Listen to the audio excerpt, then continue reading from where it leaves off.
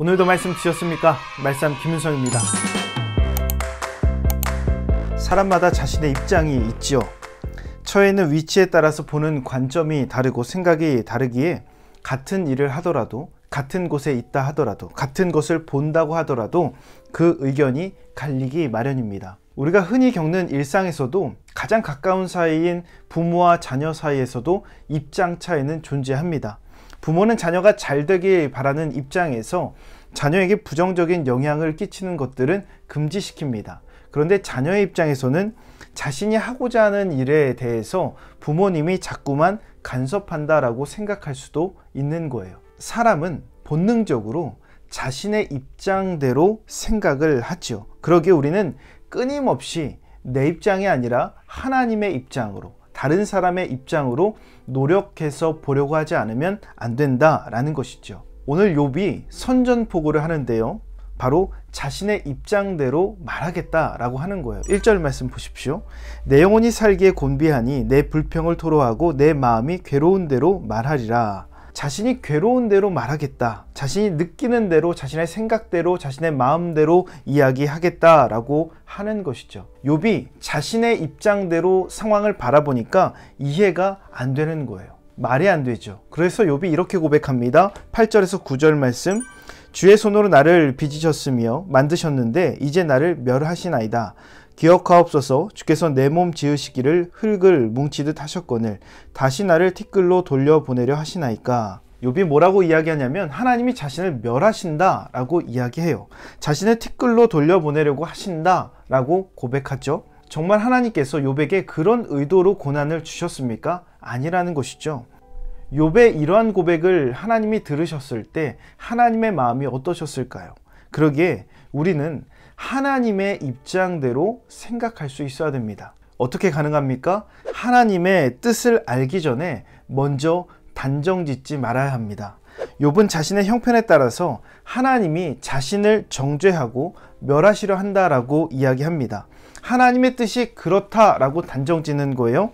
열왕기하에 보면 아람 왕의 군대 장관이었던 나아만 장군의 이야기가 나옵니다. 많은 분들이 아는 이야기인데요, 나아만이란 사람은 아람에서 굉장히 인정받는 큰 용사였습니다. 그런데 그에게 나병이 생긴 거예요. 나병을 고칠 방도가 없다가 엘리사에 대한 이야기를 듣습니다. 나아만이 군대를 이끌고 엘리사를 찾아가요. 그런데 엘리사는 아람의 군대 장관이 찾아왔음에도 불구하고 곱빼기도 보이지 않습니다. 자신의 종을 시켜서 요단강에 가서 7번 씻으라는 메시지를 전할 뿐이었습니다. 이 이야기를 들은 나아만이 어떻게 반응했을까요? 나아만이 분노했습니다. 열왕기하 5장 11절 말씀을 보면 이렇게 나와 있어요. 나아만이 노하여 물러가며 이르되 내 생각에는 그가 내게로 나와 서서 그의 하나님 여호와의 이름을 부르고 그의 손을 그 부위 위에 흔들어 나병을 고칠까 하였도다. 나아만의 생각에는 엘리사가 자신을 맞이해서 나와서 자신의 환부에 손을 얹고 여호와의 이름을 부르면서 치료할 것이다 라고 생각했대요. 그런데 곱빼기도 보이지 않으면서 저 요단강에 가서 씻으라는 거예요. 아람에도 좋은 강이 많은데 왜 하필 요단강이야? 나아만이 자신의 생각과 달랐기에 그냥 돌아가려 했습니다. 그런데 나아만의 종들이 나아만을 말린 거죠. 설득합니다. 나아만이 1번, 2번, 3번, 6번까지 씻었을 때 그의 몸은 달라지지 않았습니다. 이제 마지막 1번이 남았습니다. 7번째, 그의 몸을 요단강에 잠갔을 때 그의 살이 회복되었다라는 거예요. 무슨 말입니까? 하나님의 뜻은 우리의 생각과 같지 않아요. 하나님의 뜻은 우리의 입장과 같지 않다라는 겁니다. 그러기에 그 뜻을 알기까지, 그 뜻을 깨닫기까지, 그 뜻을 이해하기까지 우리가 기다릴 수 있어야 된다라는 겁니다. 1번, 2번, 3번, 4번, 6번까지 갈 때에 그 뜻은 깨달아지지 않아요. 그 입장이 이해되지 않습니다. 그러나 7번째가 되면 그 뜻이 이해되기 시작합니다.